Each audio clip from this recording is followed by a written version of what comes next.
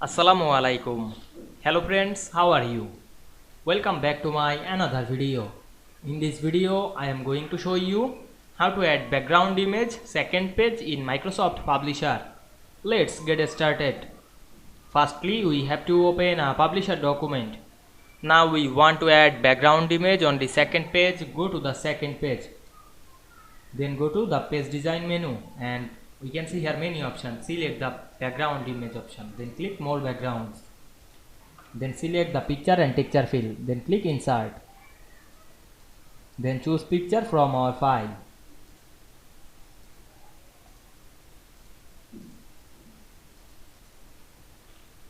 Now I select this picture and insert it, then click OK. Now we can see we insert a picture as a background only the second page very easily. I hope you enjoyed the video. Please like, comment, share and subscribe my channel. Thanks for watching.